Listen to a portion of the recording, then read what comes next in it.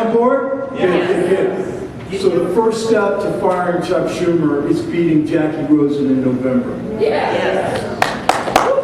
So tonight, there's some of you who don't know me, and then there's others of you who have forgotten what they know about me, and then there's one person in here who wishes she didn't know as much as she knows. So I am going to make sure that everybody knows who Tony Grady is. So I'm going to talk to you about why I am the best candidate to beat Jackie Rosen. So we have to go a little bit into my life, and we're going to talk about what I intend to do, and then we're going to talk about what we need to do as a group to fire Chuck Schumer. So when I'm your next senator, my priorities are these: for Nevadans and for Americans. We need to close the border. We need to become energy independent as we were before this administration. And we need to get the United States back in its proper place in the world, because when we lead instead of react, there's more peace in the world. So what about Tony? Thank you. So what about Tony Grady? Well, I was raised by my parents who were born poor in the Jim Crow South, run by the Democrats. My parents met at college, and Dad became a vocational education professor. He taught in historically black colleges for a few years, and then got tapped to go into foreign service to help foreign countries develop their vocational schools. So I got to live in Africa as a little boy, came back to Philadelphia, and then eventually we went to Bangkok, Thailand, because my dad was sent to Vietnam and the war was going on, so we couldn't go there. So I graduated from high school there. Being overseas and being in the United States, I got to see the United States from both sides. That made me very patriotic. I saw communism, I saw socialism. When I was in Africa, I saw my first coup. So those types of things we don't need in the United States. I became patriotic. I went to the Air Force Academy. I became a pilot. I became a test pilot.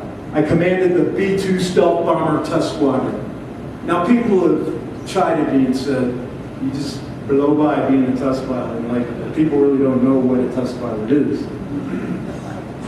Maybe I don't know either. No. It's a very dangerous job.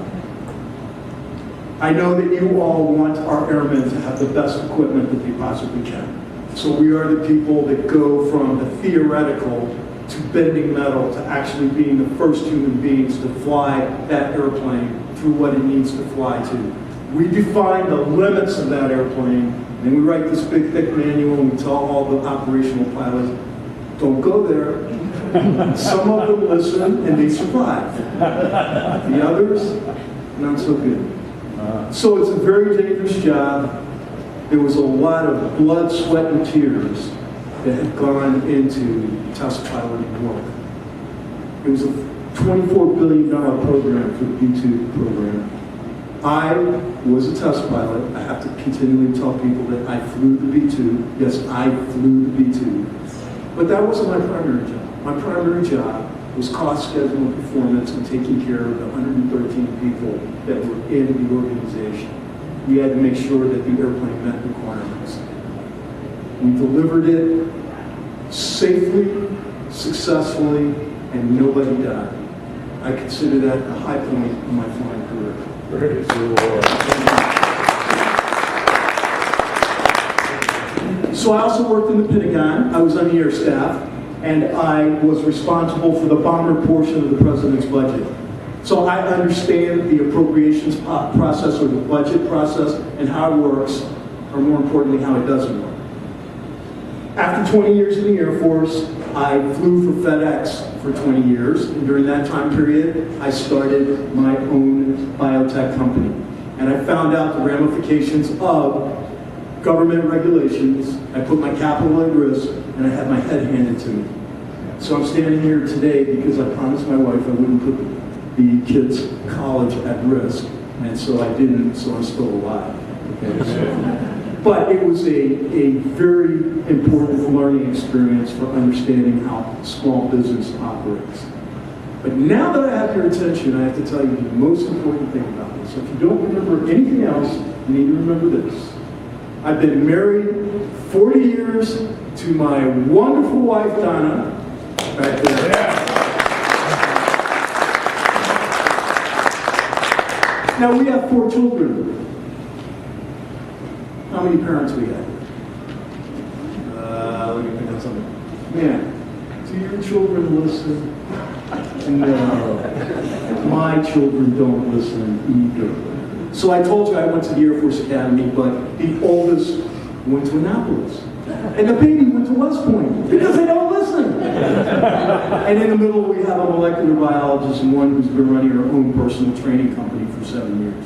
So why do I bring up my children? Because they're successful. And I'm not going to dote on them too much more, or maybe a little. But the point is really this. And it was her. It was her. Believe me. She's got the brains. And obviously I don't, or I wouldn't be standing here. But the important thing is that the children were successful. We know how to make children successful. And incidentally, my oldest 38th birthday is today. So, nice. Marine, flew in Afghanistan. Donna made sure I didn't do away with him when he was a pup. That's anyway. But the point is that we need to elect leaders that want all American children to be successful. That's the most important thing I want you to know about. Because that's what I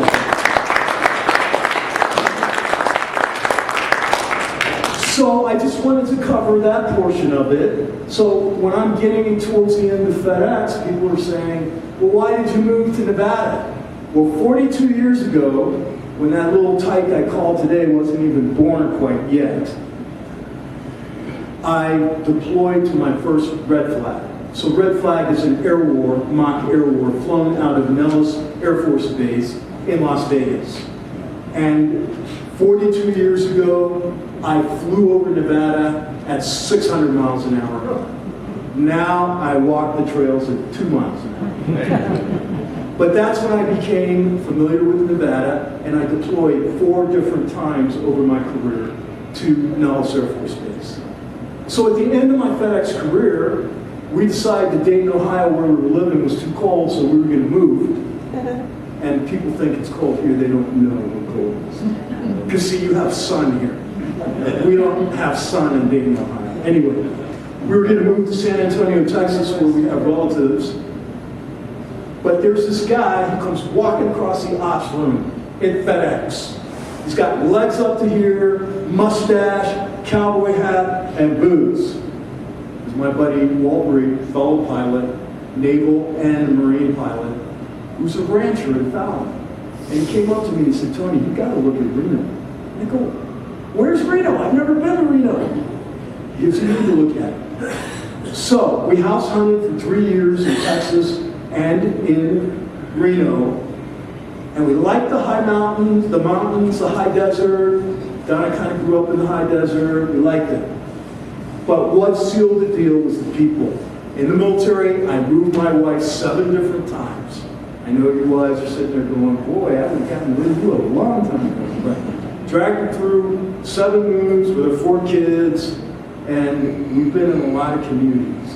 And it was the people of Nevada as to why we moved here. So we moved here. So I'm minding my own business, and I'm in Reno. And of course, I've never been to a Reno air race. So Reno's famous for air races, so I had to go. So I go to the air races, and I'm looking at this guy at the air race, and he goes, I know you. And I go, I know you. Pretty soon we figure out that it was Kevin Roll, one of my classmates from the academy. So he took me over to the jet tent, because he was racing in the air races in the jets. And he introduced me to Rick Vanden, who's kind of air race royalty because he's won the race in the jets, he's won it in sports, he's just like super pilot. And he goes, well, Tony, do you know my brother, Dave Vanden? And I go, yeah, he was in my squadron at the academy. So what happened was I walked into an instant family when I moved here, and Nevada is home. So that's how I got here, and that's what I was doing. I was also minding my own business, helping at the Innovation Center, which is kind of like an incubator for businesses 0 to 5 years.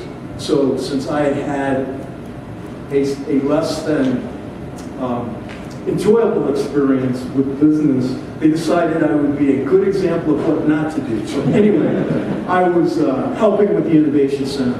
And what I discovered through the air races, because what happened was the air races eventually asked me to be the air boss. That's the good cop, bad cop. I served in the air races, and during the 2 years I was the air boss, safe and successful, nobody died. And I figured that that was very important. So through the air races and the Innovation Center, I became aware of what was going on with business in Nevada.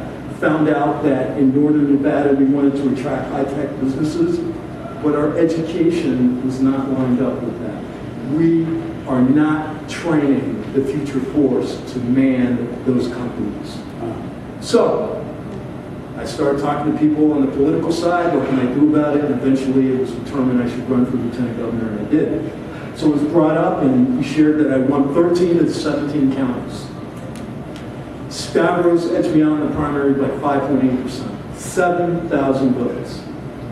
So I'm standing here right now, today, saying, Carson City, you voted for me once, I need you to vote for me again, so make sure you vote for me. But what's important about that is Nevadans have demonstrated that they want Tony Grady's leadership. So, in summary, I want you to understand that I am the only Republican candidate that can talk about diplomacy and foreign policy and how you use the diplomatic instrument of power, and military strategy and how you use the military instrument of power, and how you use the economic instrument of power. There is no other Republican candidate that can talk about all of those subjects day one. When you go to my website and you dig around there, you'll see that I've been endorsed by Joe Brown. For any of you who do not know Attorney Joe Brown, he was part of the team that threw the mob out of Las Vegas. So he's a very well-known attorney. He said in his endorsement of me that Tony Grady could be a leader day one in the Senate. Now, obviously, that's not going to happen because the old guard's not going to like me getting there in the first place. Who will work on it? The point is I'm going to have some ideas and suggestions because I've worked on that. And of course, I'm the only candidate running that's actually lived and worked in D.C. So the other candidates can't even tell you this, which is the most important fact about D.C. The only week worth being there is during cherry blossom season. Come there then, and it'll be fine. But other than that, it's going to be a lot of work. So it's important that you understand that through my life I have been tried and I have been tested so that you can trust me to deliver what I say I'm going to deliver. So I can beat Jackie Rosen. I can beat Jackie Rosen because I am the most qualified candidate. I can beat Jackie Rosen because Nevadans have determined that they want Tony Grady's leadership.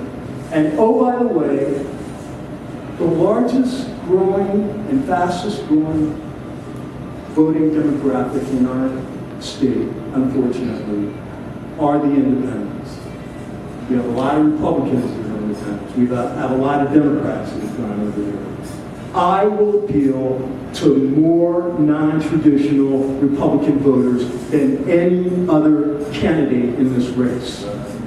So, I am Tony Grady, and I'm running to be your next United States Senator. I need you to go to GradyForNevada.com.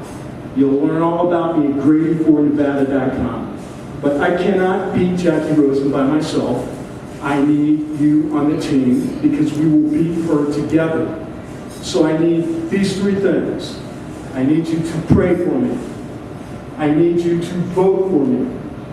Then I need you to donate because it's really tough. People are saying, why aren't you on TV? I don't have enough money yet to be on TV. Why haven't I seen a mailer? I don't have enough money yet. But the reality is, though I do need those things, the most important thing after you pray for me is to vote for me. So commit to vote for me. Tell everybody in your family to vote for me. Tell your friends to vote for me. Tell your enemies to vote for me. Go to my website. Give me your silver and gold. No firstborn children. Please, I got one of those. So I am Tony Grady, running to be your next United States Senator. Aim high, Nevada. Thank you for having me here.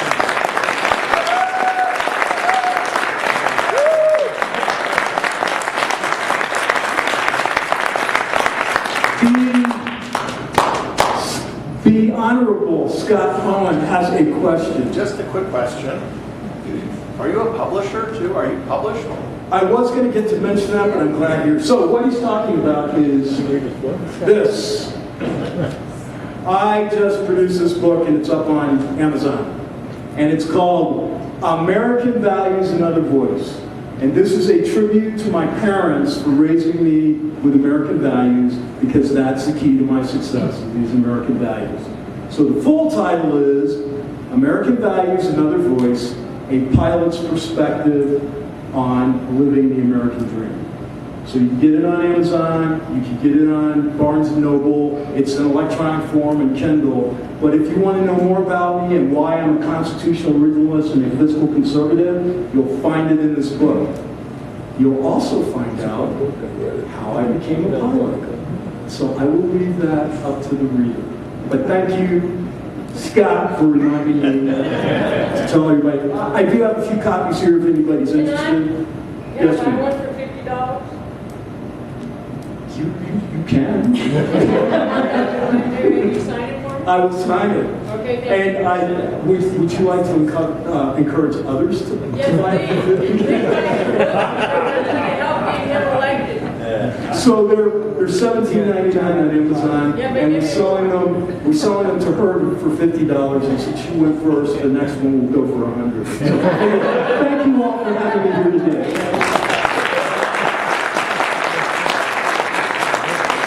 All right,